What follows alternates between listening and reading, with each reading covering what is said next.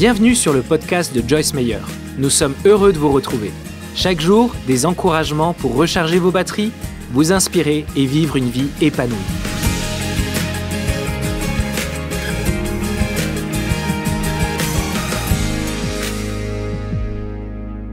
Il y a beaucoup de façons différentes dont nous sommes offensés et probablement beaucoup d'entre vous, et peut-être beaucoup de ceux qui nous regardent à la télé, sont offensés par quelque chose en ce moment. Et peut-être que vous ne croyez pas que c'est si important, mais je crois que vous verrez quand je terminerai que c'est beaucoup plus important que vous ne le croyez. Qui sait ce que c'est que d'avoir une petite peau? C'est comme, tout va bien, mais quand vous la touchez, c'est comme... Et ensuite, vous croyez que tout va bien. Vous vous demandez comment quelque chose d'aussi petit peut faire si mal. Eh bien, je crois que l'offense est comme une petite peau spirituelle. Je crois que c'est comme avoir une petite peau dans votre esprit où il y a cette petite irritation-là, cette petite chose qui vous embête et continuez à penser « Oh, ça n'a pas d'importance du tout ». Mais vous savez, c'est les petits renards qui ravagent les vignes. Et Dieu ne veut pas que nous soyons offensés. Nous pouvons nous offenser des gens. Nous pouvons nous offenser de Dieu. Nous allons en parler un peu ce week-end. Vous savez, il y a des gens ils aiment Dieu, ils croient en Dieu. Ils vont à l'église, mais la vérité est qu'ils sont un petit peu vexés, un petit peu embêtés parce que Dieu n'a pas exaucé leurs prières. Leur vie n'a pas pris la tournure qu'elle aurait dû prendre. Dieu les a un peu déçus. Vous savez, il n'y a aucune raison d'être déçu de Dieu parce que Dieu est parfait et tout ce qu'il fait pour nous est juste. C'est nous qui gaffons, et même si votre vie n'a pas pris la tournure qu'elle aurait dû prendre, cela ne veut pas dire que le plan de Dieu n'est pas meilleur que le vôtre si seulement vous lui cédiez. Amen. Et nous pouvons nous offenser de nous-mêmes. Je vais faire tout un enseignement là-dessus pendant que je suis ici. Nous nous offensons du gouvernement. Oui, il en est beaucoup question aujourd'hui, bonté divine. Nous nous offensons parce que nous avons des ennuis dans notre vie. Nous nous offensons des magasins où nous faisons nos courses. Magasins de vêtements, de l'épicerie. Un jeune homme a partagé ceci avec moi l'autre jour et j'ai pensé qu'il ne sait vraiment pas que cela lui fait du mal ou pourrait même poser un problème. Et il a raconté qu'il avait pris sa voiture pour la réparer. Et là où il l'a prise, on a estimé le coût à $3 000 et il a trouvé que c'était cher. Et il l'a donc prise autre part et on l'a réparée pour $1 000. Donc, il doit passer devant ce premier lieu où il est allé 3 fois par jour en allant au travail, en sortant déjeuner, en revenant. Et il a dit, ils m'ont tellement exaspéré. Il a dit, je les ai exclus complètement de ma vie. Et quand je roule par là maintenant, je ne les vois même pas. Et j'ai pensé, à quoi cela servirait-il? Cela ne va pas les obliger à déménager.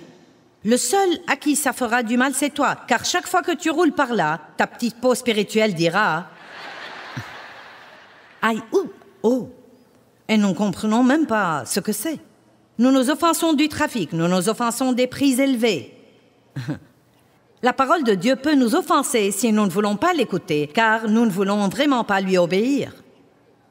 Un pasteur qui prêche sur le don peut nous offenser si nous ne voulons vraiment pas donner. Amen. Matthieu 24, 10, le premier verset. Merci Seigneur pour la parole. Nous aimons ta parole. Amen. Matthieu 24 parle des signes de la fin des temps. Et un des signes de la fin des temps, il dit « Plusieurs seront offensés. Plusieurs seront offensés et commenceront à déserter et à se méfier de celui à qui ils devraient obéir, et ils trébucheront et succomberont. » Laissez-moi vous expliquer ce que signifie trébucher et succomber. Le mot « offense » veut dire, en fait, faire trébucher. Il est aussi traduit d'un mot grec qui est scandalon, qui veut dire la partie du piège où est accroché l'appât qui attire vers lui l'animal pour le capturer. Donc, nous allons le dire comme ça. Satan essaye constamment de nous amener à nous offenser, car si nous mordons à cet appât, non mais Si nous mordons à cet appât et que nous sommes pris à ce piège, il peut causer beaucoup de dégâts dans nos vies. Jésus a été occasion de chute pour plusieurs et la Bible l'appelle un rocher de chute, une pierre qui fait trébucher. Qu'est-ce que cela signifie? J'ai un beau gros rocher ici pour que nous puissions comprendre ça.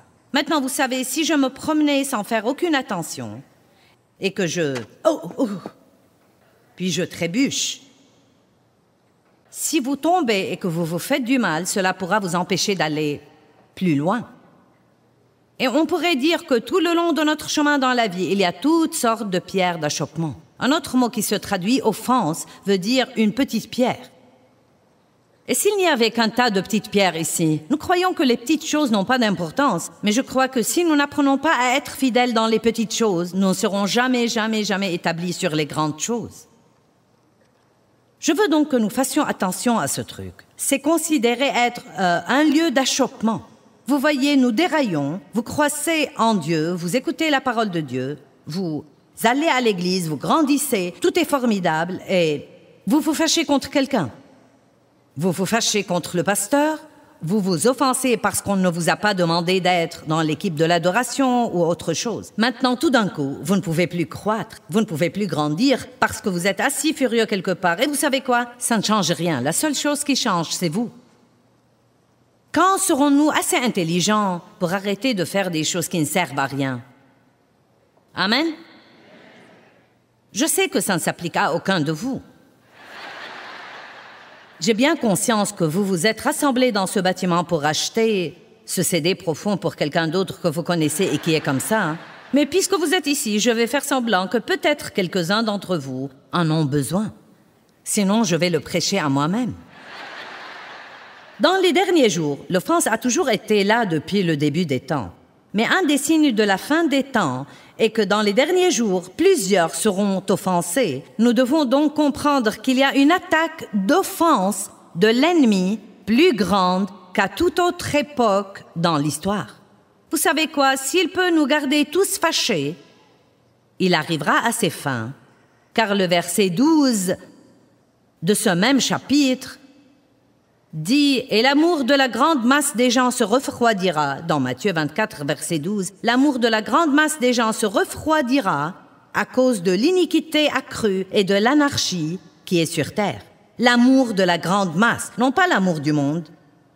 Nous sommes la grande masse dont il parle là. L'amour de la grande masse des gens se refroidira. Pourquoi? Parce que plusieurs sont offensés. Vous savez ce qui arrive? L'offense est une petite chose.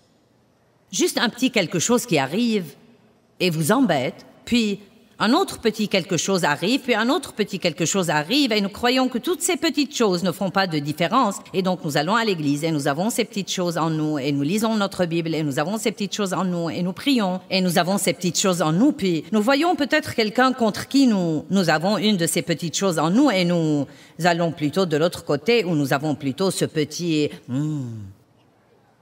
regard ou ce sentiment indigné, vous savez. Et nous croyons qu'ils n'ont pas d'importance. Eh bien, ce qui arrive, c'est qu'ils font refroidir notre amour. L'offense est comme la première petite peau qui est minuscule, et si nous la gardons, nous pouvons nous mettre en colère, puis devenir plein de ressentiment, puis nous indigner, puis devenir amers, puis avoir un cas déclaré de non-pardon, puis commencer même à haïr les gens si nous ne faisons pas quelque chose là-dessus. Le meilleur moment pour traiter n'importe quel problème, c'est quand c'est un petit problème. Vous m'entendez? Le meilleur moment pour pardonner à quelqu'un est à l'instant où il vous blesse. Le meilleur moment pour décider que vous n'allez pas vous offenser, c'est à l'instant où vous ressentez cette offense. Ne donnez pas le temps au diable pour laisser quelque chose qui vous a blessé prendre racine dans votre vie. 1 Pierre 5, verset 8 dit « Résistez au diable à son apparition. Résistez au diable à son apparition. Veillez et priez, dit la Bible. Soyez sur vos gardes, veillez et priez. Et s'il y a quelque chose que nous devons faire attention de faire, c'est de pouvoir nous lever tous les jours et dire « Dieu, je ne suis fâché contre personne, je ne suis offensé de personne, je n'ai aucun ressentiment dans mon cœur. » Mince alors ce que ça vous libère pour prier et pour adorer et aimer les autres. Et puis-je vous dire quelque chose? Aimer les autres est la forme la plus élevée de la guerre spirituelle que chacun de nous puisse faire. Si vous voulez vaincre le diable, apprenez à aimer les autres ardemment, passionnément, et vous ne pouvez pas faire ça avec un tas d'offenses à l'intérieur de vous. Plusieurs seront offensés, et l'amour de la grande masse des gens se refroidira à cause de l'iniquité accrue et de l'anarchie qui est sur terre. Beaucoup de gens aujourd'hui dans notre société, incroyablement, sont offensés de Dieu. Non, mais ils sont offensés de l'idée de Dieu. Ils sont offensés des 10 commandements. Ils sont offensés de la prière. Eh bien, vous ne pouvez pas prier à l'école, cela m'offense. Vous ne pouvez pas avoir les 10 commandements, cela m'offense. Eh bien, puis-je vous dire pourquoi cela les offense? Parce qu'ils ne veulent pas y obéir. La seule raison pour laquelle quiconque est offensé par Jésus est simplement qu'ils ne veulent pas se soumettre à ce qu'il leur demande de faire. C'est la rébellion qui cause ça. Comment pouvez-vous trouver quelque chose qui ne va pas chez Dieu? Non, mais c'est vraiment comme... C'est de l'ignorance dans sa pire forme. Comment pouvez-vous trouver quelque chose de mauvais chez Dieu? Il n'y a rien de ce qu'il dit ou fait qui ne soit pas bon. Et toute chose, chacune de toutes ces choses que Dieu nous demande de faire ou de ne pas faire, ce n'est pas pour lui, c'est pour nous-mêmes. Il essaye de nous montrer comment faire pour avoir une vie meilleure. Même en vous prêchant tout le week-end, ne vous offensez pas, ce n'est pas pour Dieu. C'est pour vous. C'est pour vous, car moins nous nous offensons dans la vie, plus notre vie sera bonne, plus nous serons vraiment heureux, plus nous aurons la paix et la joie, plus nous aimerons les gens qui nous entourent et moins le diable aura autorité sur nous dans notre vie. Tout ce que Dieu nous demande de faire. Et je ne peux pas me débarrasser de cette idée ces derniers temps. J'ai commencé à dire ça l'année dernière et ça devient de plus en plus fort en moi. Non mais, croyons-nous vraiment que toutes ces choses que nous écoutons et la seule raison pour laquelle Dieu est satisfait quand nous les faisons est que ça nous aide à bien vivre? Nous n'avons pas besoin de faire ce truc, ça ne change pas Dieu, il est ce qu'il est. Mais tout ce qu'il nous dit de faire en fait est pour nous. Nous devons arrêter d'agir comme « Oh, c'est si dur, comment pouvez-vous vous attendre à ce que je le fasse? Mince, alors c'est dur, c'est vraiment dur. » Oh, cette vie chrétienne est vraiment dure. Non, être pécheur est dur. Non, mais ne pas avoir de pardon, ne pas avoir d'espoir, ne pas avoir de relation avec Dieu, maintenant ça c'est dur.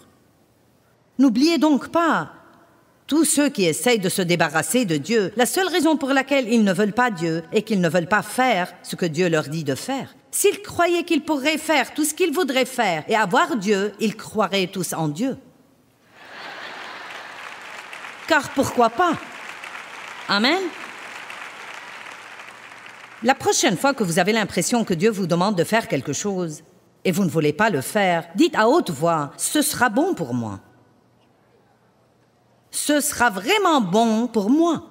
Et la prochaine fois que vous voulez faire quelque chose et Dieu vous demande de ne pas le faire, aussi forte que soit votre envie de le faire, dites « Si Dieu me demande de ne pas faire ça, ce sera bon pour moi de ne pas le faire et mauvais pour moi de le faire. » Tout ce que Dieu vous dit de faire ou de ne pas faire est en fait pour vous. Garde ton cœur plus que toute autre chose, car de lui viennent les sources de la vie. Philippiens 1, 9 et 10. Et voici ma prière, dit Paul, voici ma prière, que votre amour abonde de plus en plus et s'étende vers son développement complet en connaissance et en perspicacité, et que votre amour se manifeste dans une plus grande profondeur de connaissance et de discernement plus complet, pour que vous appreniez à discerner ce qui est essentiel et à approuver et estimer ce qui est excellent et de valeur réelle, reconnaissant le plus noble et le meilleur et discernant les différences morales, afin que vous soyez non corrompus et purs et infaillibles et irréprochables, pour qu'avec des cœurs sincères et certains et sans tache, vous puissiez vous approcher du jour de Christ sans trébucher ni amener les autres à trébucher. N'oubliez pas, l'offense est une pierre d'achoppement. C'est quelque chose qui nous fait trébucher et qui nous fait chuter quand nous devrions faire des progrès.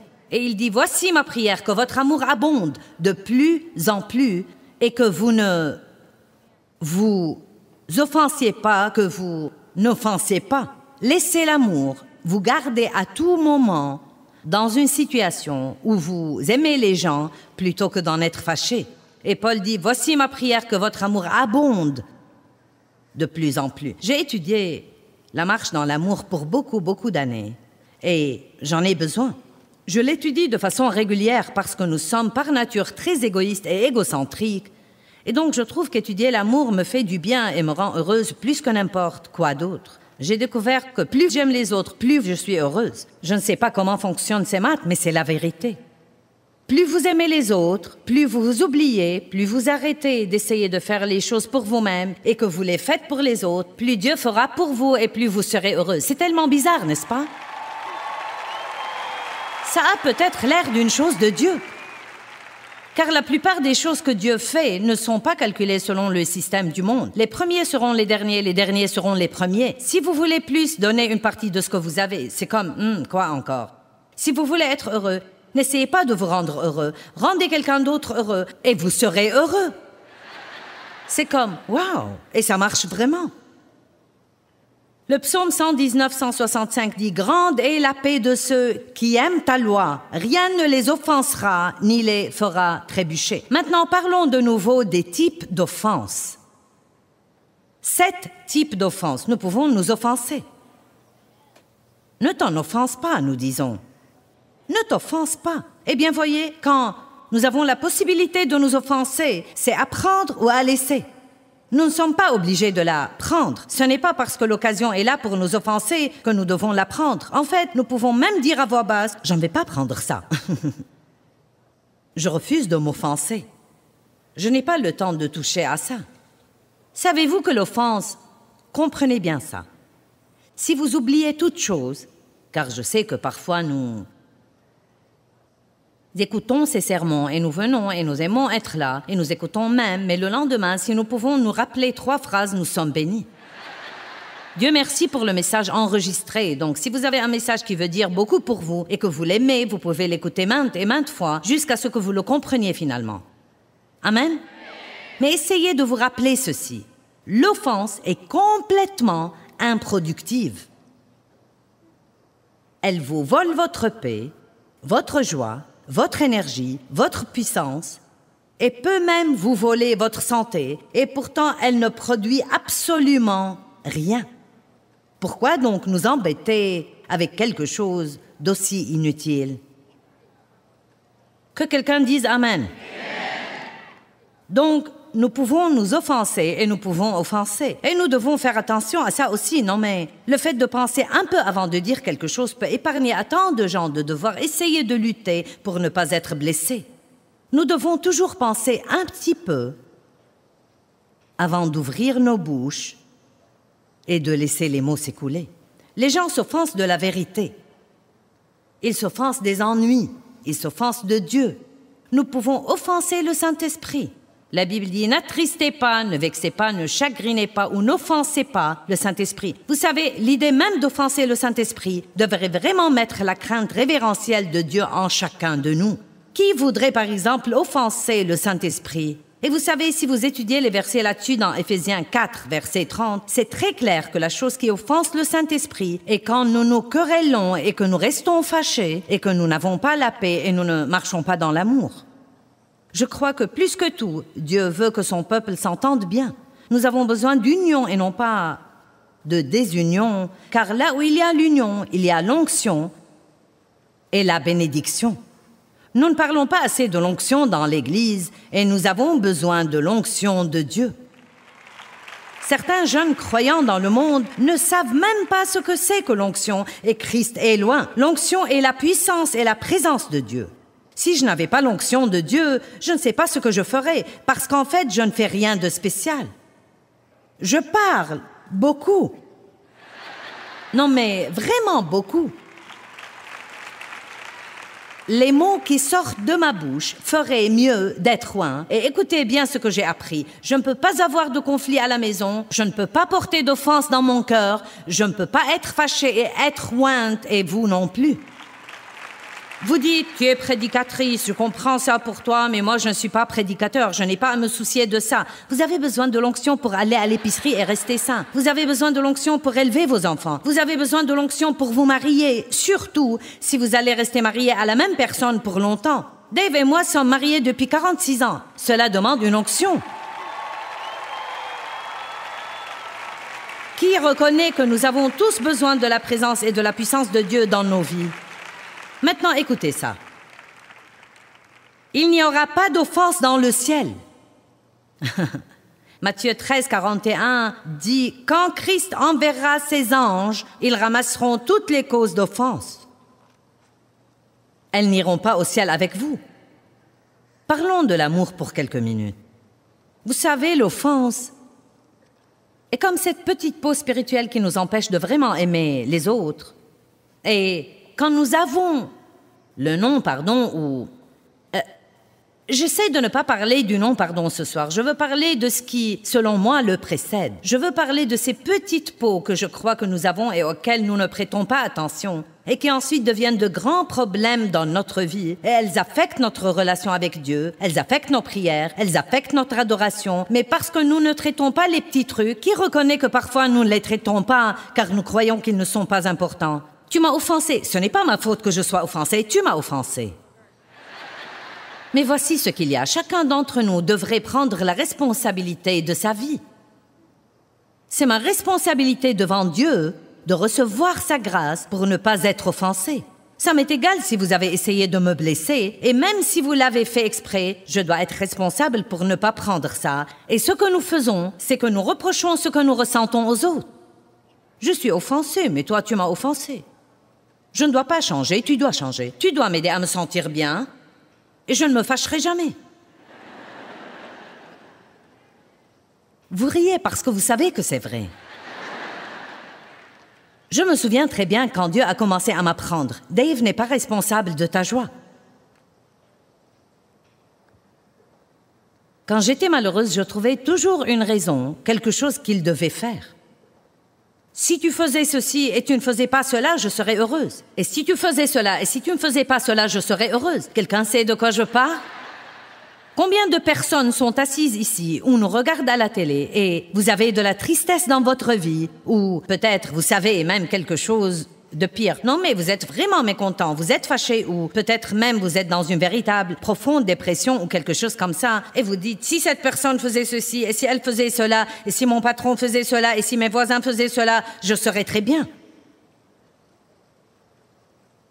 Nous devons apprendre à faire face à des choses dans la vie et toujours rester pieux, car même si cette chose que vous avez maintenant disparaissait, quelque chose d'autre surviendra par après. Amen. La vie est pleine d'interruptions et de désagréments, et la vie ne va pas changer. Donc j'ai enfin compris que je devais laisser Dieu me changer. Donc j'ai enfin compris, vous savez quoi? Dave n'est pas responsable de ma joie. Quelqu'un d'autre n'est pas responsable de me garder satisfaite tout le temps. Ce n'est pas la responsabilité de quelqu'un d'autre de m'aider à me sentir bien tout le temps et de m'aider à me sentir en sécurité. C'est ma responsabilité de savoir qui je suis en Christ et de recevoir ce dont j'ai besoin de lui et d'être forte dans le Seigneur et dans la puissance de sa force. À ce moment-là, je ne peux pas être manipulée par tous les autres et ce qu'ils décident de faire ou de ne pas faire à n'importe quel moment. Allez! Vous savez, c'est vraiment important que nous apprenions à reconnaître et à résister à la tentation de nous offenser si nous voulons avoir la paix, la joie et la puissance de Dieu dans nos vies. N'oubliez pas, si nous nous permettons d'être offensés, nous entravons le plan de Dieu pour nous dans tous les domaines de la vie.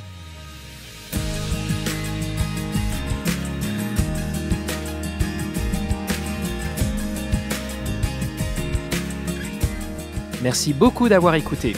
Si vous souhaitez faire découvrir les podcasts de Joyce Meyer à vos amis, abonnez-vous à notre chaîne et écrivez-nous un commentaire. Merci d'avance.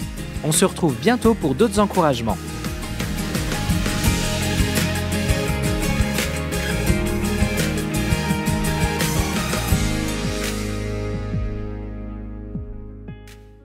thôi mong chờ, vậy sao bật khóc trong ngu ngơ.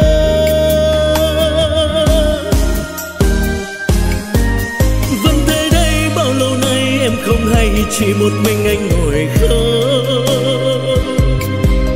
Nước mắt đây riêng nơi đây em không hay, sự thật là anh nhớ em.